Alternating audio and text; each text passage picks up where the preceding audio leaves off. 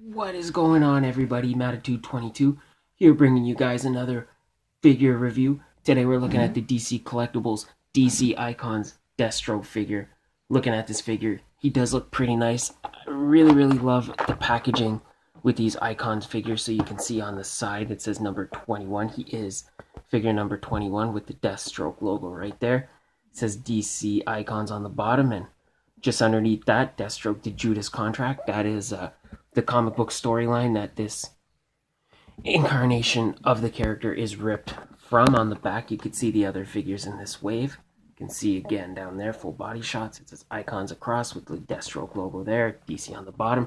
I chose not to go in order with these ones because I really wanted to review Deathstroke first. On the top, let's do it this way. It has this nice Deathstroke logo on the top. Not too much going on the side. You get a little side view of the figure, and it does say Deathstroke across there. A lot of writing on the bottom, and that is pretty much that. Before we get this guy out open and free him from his prison of packaging, I just want to take a minute to say, if you haven't already, don't forget to hit the subscribe button, like this video, leave a comment, and share with your friends. And we'll be back in 1 second with this figure out of the box. And as promised, here is the figure out of the box. Looking at him, I gotta say, this I think is the nicest Icons figure they've ever put out in this scale, like not counting the dark side or whatever. I really like this figure. However, there is a few issues that I will get into. For starters, I like the blue on the legs and on the lower torso and on the arms. It's very shiny, very metallic. It looks very good, and it is nice and textured. It's kind of like a chainmail. Yeah, kind of makes me think of like a chainmail. Definitely looks really good, and the black on the upper half of the torso is good for black. The orange on the mask, actually all the orange everywhere. There's not really any bleeding or any kind of paint rub. Like you can see the line down. It all looks pretty clean. There's not really any black bleeding over to that side or any orange bleeding over to that side. So that looks nice. The boots are a separate piece. Well, this part, however, is, and those look pretty good. Kind of like he's got like a Captain America pirate thing going on, so that's pretty cool. Gloves, separate piece as well, and those look pretty good. And again, no orange paint, no nothing bleeding on the arm. Same on the other side, it looks pretty good. This part across here is painted. Now there's a similar to this, there's a piece right there that's kind of sculpted on. I don't know if that's supposed to be painted. If it's not supposed to be painted, then it's okay. If it is, then it should be painted. So I don't know about that, but that definitely is painted there, and it definitely looks good. The belt, they did a nice job. Everything's orange, I guess. Like I don't know that I've ever seen too many orange grenades, but nevertheless, they all look pretty good. All the pouches are painted, like the buttons are painted, or the snaps are all painted.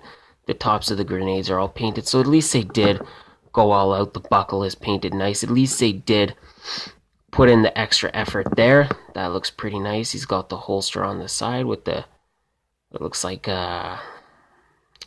like a bull, but there's a specific name for this, but I can't think of what it is, but it is like shaped like a bull head, so that looks pretty cool. The bullets across there are all pretty nice, and this part is pretty soft, so it won't inhibit any kind of articulation.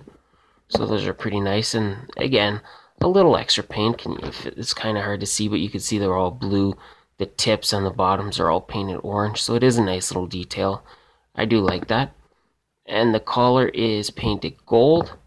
That, however, there is a little bit of bleeding, if you could kind of see on the neck. I know it's kind of hard to see, but there is some bleeding there.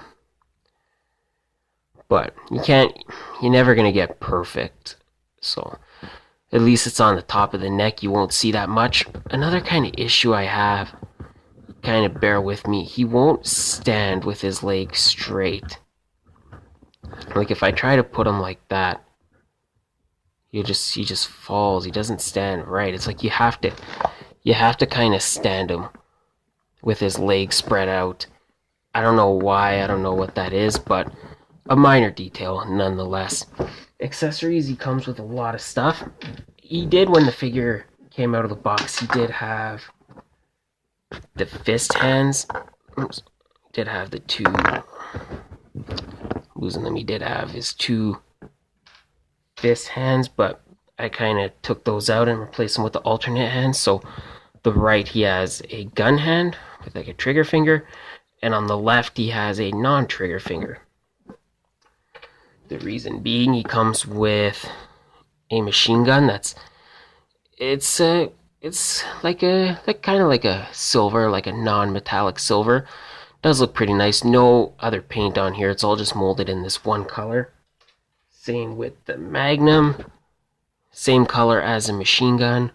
Not really any other color. It's all just molded in that color. He comes with a staff for the left hand, and you guessed it, all molded in this one color. No paint. But it does get a little better with the sword. So it does come with the scabbard, and it's got the same logo on the Longhorn logo. It's got the same logo as like on the belt. And the sword is pretty decent. I feel like it's a bit too small. Like it's kind of like a short sword. I always remember Deathstroke with like a really long sword. But nonetheless, it does look pretty good. The handle is painted nicely. Well, not so much painted, more molded. It's molded in more of a gold, and the blade looks pretty good. It's pretty sharp. And he comes with, did I talk about this? He comes with an alternate Slade Wilson head. And that does look pretty nice. It's blurry focus, there you go. That does look pretty nice. Looking at his articulation, the head moves side to side. It moves not really up and down. That's the most you get. But he does, however, have a waist twist. The belt kind of inhibits it a little bit. I'm having a little bit of a hard time with it. I feel like the more I try to force it, I feel like it's going to break. And he has a diaphragm joint that looks down a little bit, but not really much back. So you don't get a lot of articulation there.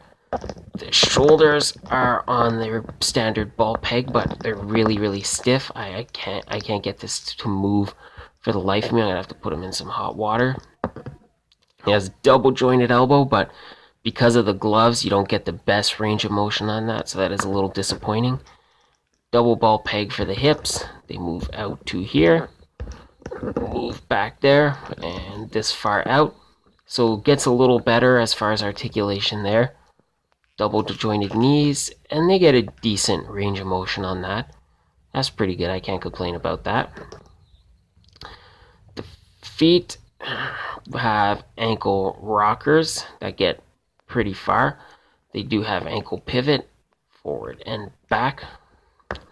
So definitely when it comes to articulation, this guy is a mixed bag, but I still say this figure is worth the pickup. I really like it a lot. I think you will too, and I hope you liked this video a lot. If you did, don't forget to hit the subscribe button.